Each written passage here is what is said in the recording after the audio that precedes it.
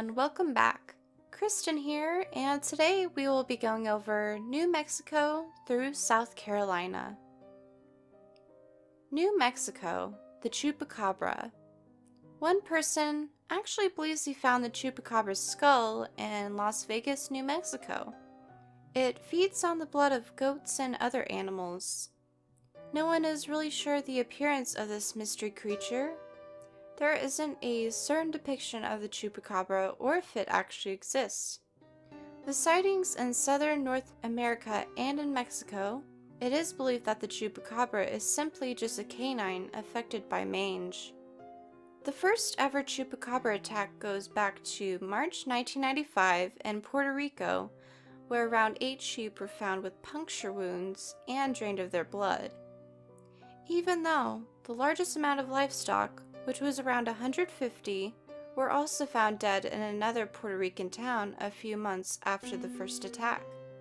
The Puerto Rican comedian Silverio Perez actually gave the Chupacabras their name when he was given an interview about the attacks. The name itself means goat sucker. New York, the Rake, all throughout New York. It kind of resembles Gollum from Lord of the Rings. It makes its prey feel intense or violent emotions.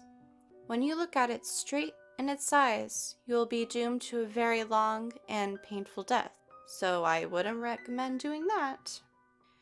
There was an actual news report called Monster of Berwick in Louisiana, where a few days before it aired, near the woods around Highway 90, there were some military and police vehicles that were investigating the area for something. There was even a news blackout when they discovered what was going on. No one to this day knows for sure if it's this Rake, even Slender Man, or something else. North Carolina, the vampire beast of Bladenboro. In Bladenboro. In the 1950s, it has been blamed for the grisly deaths of dogs and livestock with their bodies crushed and drained of blood. It is kind of described as a large feline creature. Some believe it to be a wildcat. From January 3rd through the 7th, around almost 1,000 residents were decided to help the police chief, Roy Flores, track the creature down near the swamps and woods.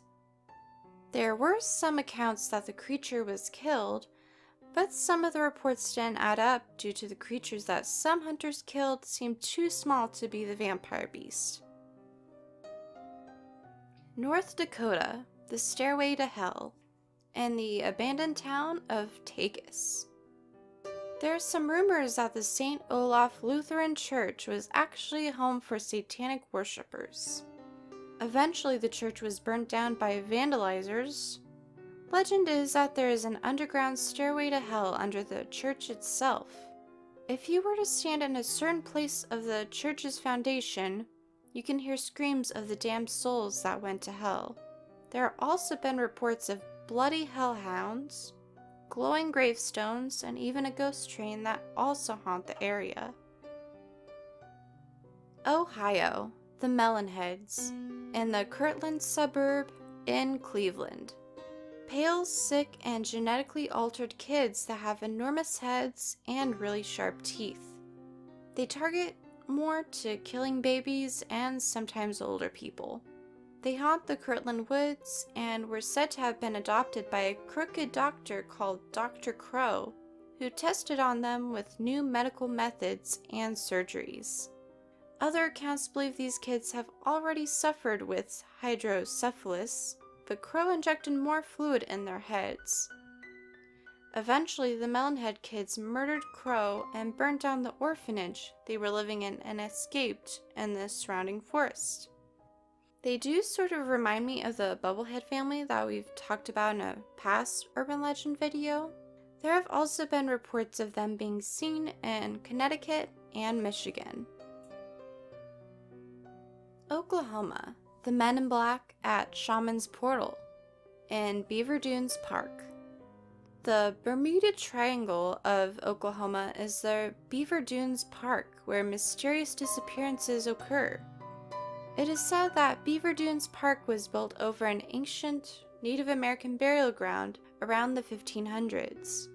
The Spanish explorer and conquistador Francisco Vázquez de Coronado was too determined to mine for gold in the area, which he ignored the warnings of the Native American guides that Coronado and his men shouldn't mine there. Coronado's men soon disappeared during their mining job.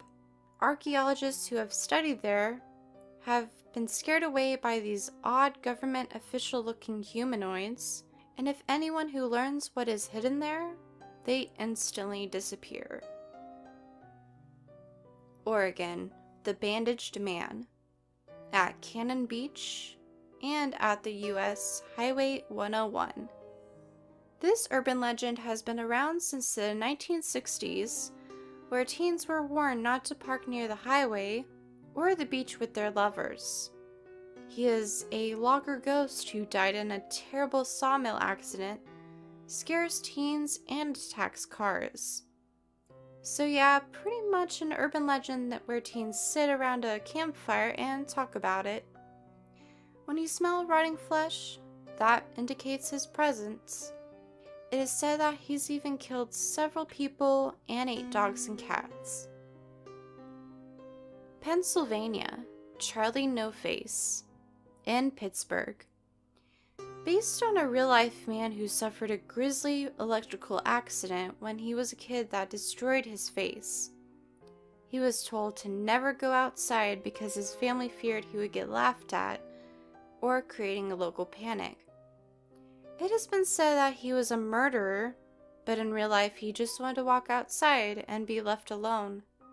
His name was Raymond Robinson, aka the Green Man, and he died in 1985. Rhode Island, Mercy Brown, the Vampire, in Exeter. In 1892, when a tuberculosis outbreak occurred, it caused a vampire scare. Brown's entire family came down with the disease. When the rest of her family's bodies decomposed, her body seemed well preserved when she was exhumed. People then believed she was a vampire. Her body was exhumed so people can do a ritual to rid of an undead manifestation. There was a New England vampire panic that was happening then. Mercy's story was actually inspired to be published as a book called Mercy, the Last New England Vampire.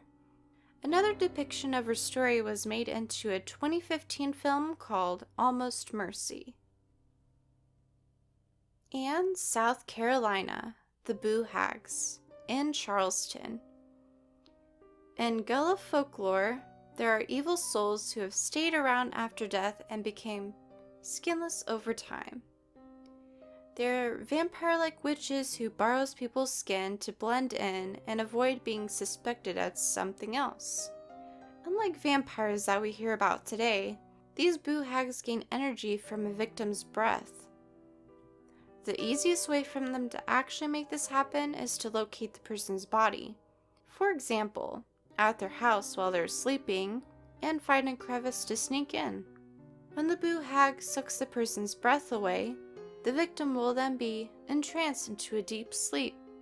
In 2005, the Boo Hag was actually represented into a children's book called Precious and the Boo Hag, where the main character's brother says that the Boo Hag is blamed for making Precious disobey their mom. Sounds like this shouldn't have been a children's book in the first place. Well, that was part 4 of Urban Legends around the US. Thank you guys again for joining me in this mini-series. I hope you are enjoying this so far. Now we have only one last part to this series, but I do want to mix it up a little bit this week and do a different video for Friday. I'm actually thinking of reviewing and giving my opinion on a movie I watched not too long ago in theaters. It's called Us, and it was directed by Jordan Peele, who also directed Get Out. I know some of you may or may not have watched it yet, but it was really good. And I figured I would make a video about it also, because I know some people who have watched it may have some opinions and questions about the movie. I know I sure did until I researched it and found some hidden symbolisms and other stuff that I've missed. Also, I will talk about my favorite scenes from that movie. Also, if you guys didn't know already, I also have a gaming channel called Shy Gal Gamer. I've actually done one video game on that channel so far, and starting on Wednesday this week, I'll be playing some Last of Us. So if any of you are interested, go ahead and check that channel out. And if any of you are interested, follow me on Twitter at twitter.com/ShyGalGamer. I'll be giving you guys some updates about both of my channels and anything going on in my life, etc. Anyways, I'm going to get going for now. Thank you everyone for the support on both of my channels. I really appreciate it. And I hope you guys have an awesome rest of your day. Bye guys.